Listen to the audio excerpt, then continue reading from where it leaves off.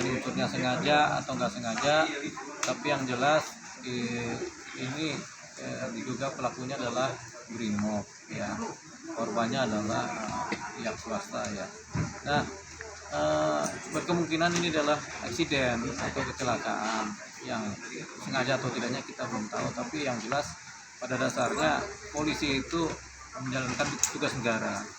Banyak kemungkinan bisa jadi mereka bekerja melanggar protap, bisa jadi mereka bekerja kemudian mengalami kelelahan atau kepanikan sehingga mereka akhirnya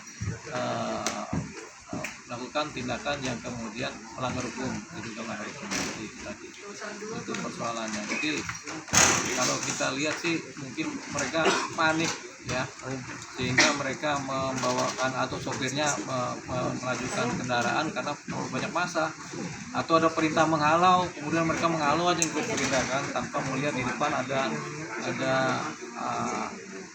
manusia, ada orang yang berdiri atau yang jatuh gitu. Jadi banyak hal yang mungkin masih harus di-clearkan atau diverifikasi melalui saja mereka. Tentunya karena kelalaiannya menyebabkan kematian orang lain. Kan itu tidak disebutkan entah anggota entah apa ya, karena kelalaiannya. Cuman kan kalau mereka sedang menjalankan perintah jabatan atau perintah tugas, tentu mereka akan diberikan hak. Cuman jangan sampai mengakibatkan pelanggaran hak asasi manusia kan begitu. Nah, ini termasuk bagian dari pelanggaran. Apakah nanti tergantung nanti pihak hukumnya atau hukumnya kemudian melaporkan atau ada masyarakat yang melaporkan karena kelalaiannya atau karena kesengajaan menyebabkan kematian orang lain, kan kita tunggu aja. Kalau ada laporan, baik laporan tipe A maupun tipe B, ya kalau ada itu jalan. Kalau ada masyarakatnya nggak puas, bahwasanya ini dilihat sebenarnya ini kesengajaan, ya dilaporkan sebagai supaya suatu laporan pidana. Apalagi sudah dirilis ya Bang, ada 7 orang. Mana Bang? Tentunya ini harus makanya verifikasi jelas ya. Siapa berbuat apa, bagaimana mereka melakukan tindakan, kemudian apakah mereka lalai, apakah sengaja, itu dulu. Di atasnya lalai atau sengaja, apakah ada perintah atasan, begitu. Jadi itu yang kemudian harus didetailkan, ditanyakan secara detail. Kalau sudah ketemu itu, baru kemudian bisa dipetakan apakah mereka sengaja melakukan atau lalai melakukan, karena kelalaiannya menyebabkan matinya orang lain kan.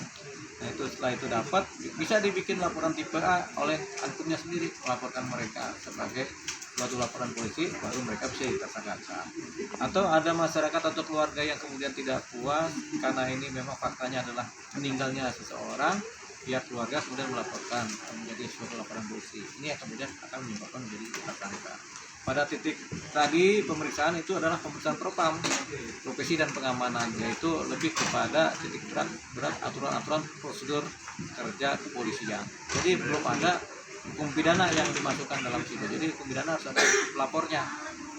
Kalau untuk Etik mereka melanggar kode etik, melanggar prosedur kerja ya, prosedur dan ketetapan. Jadi mereka melanggar protap kerja sehingga mereka bisa dikenakan pelanggaran pada titik tertentu.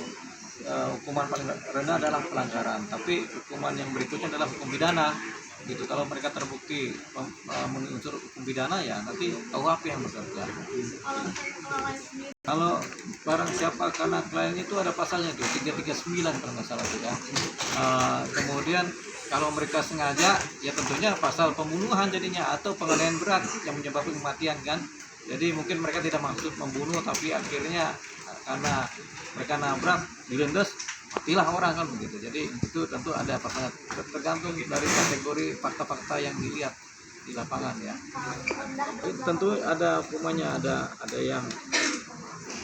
yang di atas 5 tahun, ada yang 15 tahun. Kalau sengaja tentunya bisa, tapi kalau nggak sengaja kan, kayak kita nggak sengaja berkendaraan nabrak orangnya meninggal kan karena kelalaian. Jadi itu dia.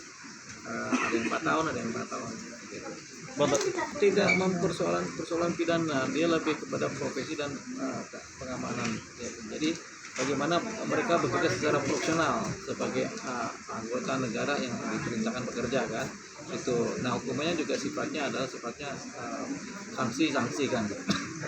Dan bisa masuk penjara juga, tapi kemudian harus dikaitkan dengan KUHP gitu, karena yang membuat seseorang di penjara itu adalah KUHP, hukuman pasti ya. Kalau propam itu masuk penjara juga, tapi sifatnya kurungan. Seperti itu, Bang. Mobil pengurai ini kan hanya untuk menggertak yang membuka jalan kan, tapi kemudian selalu ada potensi-potensi kemudian yang menyebabkan mencelakakan orang lain. Itu memang harus hati-hati. Jadi si pengendara ini harus benar-benar mengedepankan prosedur supaya jangan sampai ada orang lain celaka. Jadi kalau dia mengendarai ini, dia harus tahu nih di depan ada siapa. Dia memang bisa jalan kencang, tapi ya nggak boleh juga kemudian dia main tabrak-tabrakan. Jadi ini kayak mobil pemadam kebakaran yang ngebut tapi nggak boleh nabrak, sama kayak mobil ambulans yang ngebut tapi nggak boleh nabrak. Ada terindikasi gak? Yang kita nggak tahu ya, kalau indikasi kan tergantung bagaimana kita melihatnya ya, tapi yang jelas kalau dari dalam kita nggak dapat itu adakah apa perintah secara sengaja untuk ngapain enggak. Tapi yang jelas perintah sederhana ada, yaitu tolong ini gunakan sebaik mungkin untuk mengurai supaya konsentrasi massa tidak terbentuk. Mungkin begitu. Kasus Sambo itu orang dari copot juga bisa kerja lagi. Itu contohnya dia. Berarti penegasan ya Bang, walaupun berarti harus ada yang melaporkan. Iya, laporan ini bisa laporan tipe A, laporan dari polisi sendiri, bisa juga dari masyarakat, dari keluarga atau siapapun juga yang ini kan kasus yang delik pidana murni jadinya kan. Begitu.